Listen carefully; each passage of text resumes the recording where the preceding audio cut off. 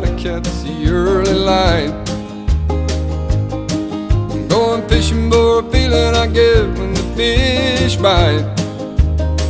Oh, I gotta say my prayers, roll down the covers, and kiss my wife goodnight.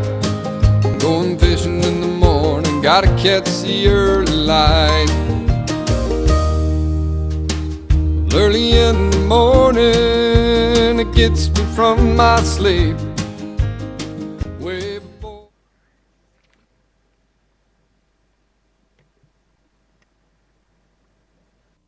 Hi everybody. I thought it would be fun today to go on a stream that I've never been on. When I travel the country giving lectures on fly fishing, I'm always asked, what do I do when I go to a new stream? What do I look for? What equipment should I have? I thought it would be fun to examine that and go out on a stream. I'm here in northwest Wyoming, and this is a stream that's close to home, but I've never fished it.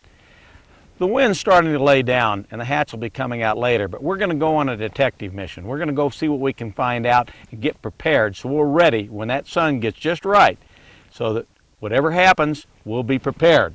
Now before I go, I've got to be prepared on equipment. And right now, I have a little 4-weight. I've kind of picked the 4-weight because this is a small stream, but I need a little bit of power in case I want to throw maybe even a streamer if the hatch doesn't happen, or a couple of maybe bigger nymphs.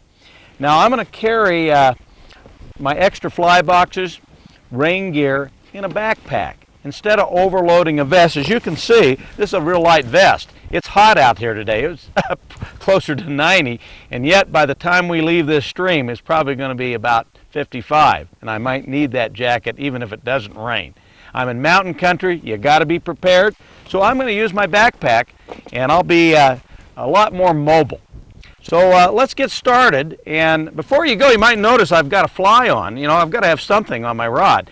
And I've noticed hoppers. That's the first thing that I discovered when I got here, that there's hoppers everywhere. So I'm going to put a hopper on, and I may even attach a nymph to that to do a little searching. But we're going to find that out once we get to the stream. So let's go. Come join me. Look at it, just kind of get a general lay of what the stream's about. And now there's not a lot of cover. I see grassy banks. I see a very low stream. This is late July, and this is low water for this stream. This stream, I've talked to the locals. They said there's brown trout and rainbows, some really big brown trout in it. And when you have this kind of a stream, there's not going to be a lot of fish in it. There's going to be some big fish, which means stalking, and it's going to be a test of observation. I've looked around the banks. I've looked for any type of insects on the water. I've scanned the stream bed, and there's a lot of small rocks, but there's a lot of moss in here. And that's going to tell me a little bit about what insects I can expect. That moss, and it means that there's a lot of stagnant water. There's not a lot of moving water. Probably a few springs that feed this, which means crane flies. Probably can be thinking about woolly buggers a little later on if a hatch doesn't occur. There's a lot can be learned. And right now I'm going to have to do a lot of walking and observing, I'm afraid, because this is really not enough cover without a hatch. This is a little bit too dead of water, and without a hatch it's going to be pretty difficult to get up on these fish because they're going to be very wary. My guess is they're going to be, wherever there's cover, we're going to find brown trout here. And it's going to be one of those type of evenings where we're going to be stalking and watching. And I'll bet you before the evening's over, we're going to have a big fish to fish to. It may not be a stream where we get a lot of fish, but it may be a stream we get a big fish. Well, this is the first good habitat I've seen. And I'm not going to walk by this. I'm sure there's better habitat above it, but I need to get loosened up. I don't want to come up on the best hole and not be ready. I want to kind of get casting a little bit. I haven't seen any insects. Nothing, the wind's still going, and I see some grass. It looks like if I was a hopper going to get blown into the water and I was a trout, I'd be underneath that bank over there. There's two little places there. So I'm going to go down there and give it a go, and I'm going to probably look for some better water, but I got to get loosened up.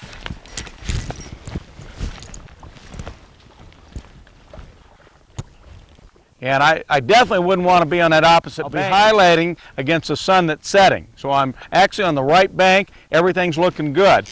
But I'm also going to check my cast here. And I'm not going to do a bunch of false casts towards that bank. I'm going to lay it out behind me, let some line out, and get prepared. Now I'm ready. And so I'm going to kind of just take a few steps and work my way up watching. Many times I've been doing this to do a blind cast and I see a fish rise, and then I know where they're at. So I'm going to approach it very carefully. Now before I get any closer, I'm going to bring in and do a few short casts, just right over here. What I want to do is just make sure there's not a big brown laying in there sunning himself looking for a hopper off the bank. If I don't see him and I walk up on him, I could spook the whole hole. Many times I've caught some of my biggest fish doing that. Now I'll do a couple runs through that, just kind of as protection. And that looks like nothing going on. Now I'm ready to move on up. Again, I'm going to readjust my cast with my line behind me, and then we're going to stalk up here. Again, looking, watching. When we return to Fly Fish TV, Jack fishes his way into the setting sun in hopes of tagging at least one fish. Again, misdirect and make the cast. There we go. Oh, there he was. All right. And he took the hopper. Sometimes you just got to make them more than one cast. A lot of anglers think if they make the first one or two casts over the fish that'll do it. All right, one of the things I want to do is get the line. Now I've got light tippet, so I'm going to follow this fish downstream. He's a nice wild brown trout.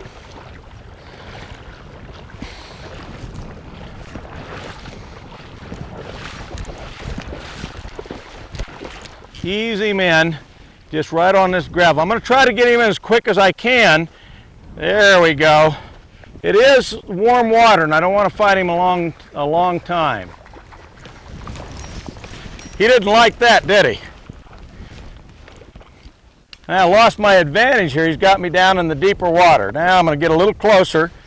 Got a little 4-weight. Boy, this is a great fun when you get a fish this big on a 4-weight. And we'll get around. Whoop, he's getting away from me a little bit. Oh, we got him now. Yeah, what a beautiful fish. About an 18, 19-inch brown on a dry fly. Boy, you can't ask for anything better than that. Great little brown here, about 18, 19 inches. Boy, that's what fly fishing is all about, to see him come clear up out of the water and take him. And we're going to let him go here. We're going to make sure he swims out of here on his own power. There he goes. Great fun. Observation. I would have never guessed that a fish would have been out in that shallow water, but it's evening. And in the evening, they go out of their traditional places. They're not in the deep holes, they're in the shallow water. So it's these eyes, taking your time and observing. And also make a few casts. That proves it, doesn't it? We made about 7 casts. Let's go find another one. Jack had accomplished his goal: to read the situation, apply a strategy, and ultimately to catch fish. It's a kind of satisfaction that can be had most anywhere.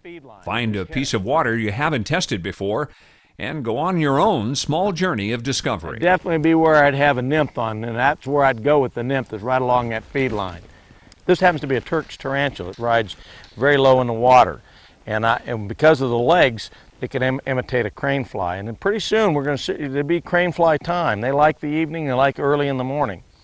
And of course, we got to be thinking about the crane fly nymphs too, and that's where your woolly buggers will come in. I'm thoroughly convinced that your rubber leg flies and your girdle bug flies and your flash of buggers and all that are really oh, there we go.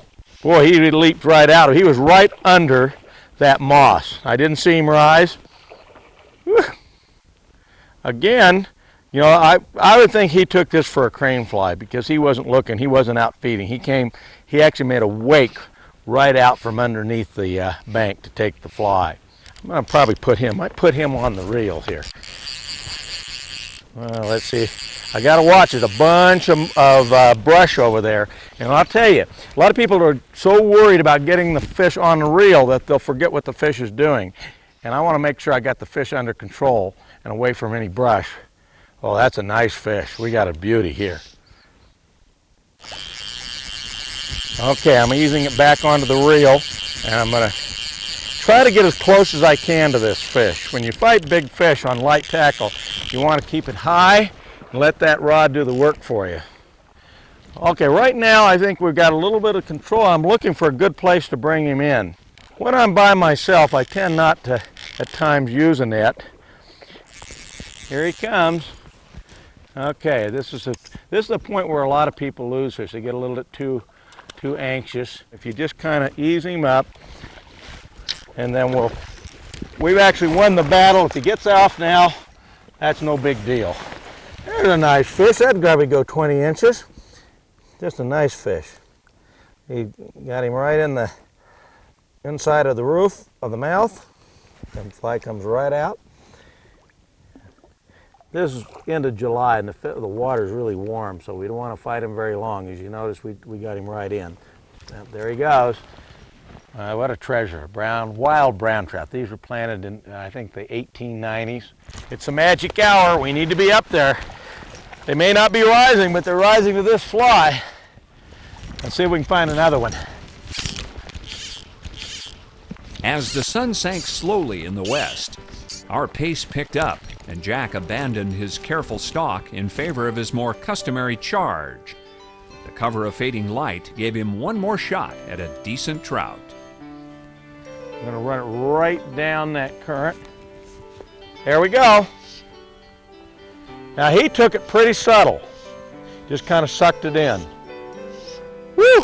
Love this magic hour. Oh, he got away from us. Ah, I probably should have put some more pressure on that fish. And with 5X, I have to say that I was a little nervous. So we'll cut it. You can't expect to catch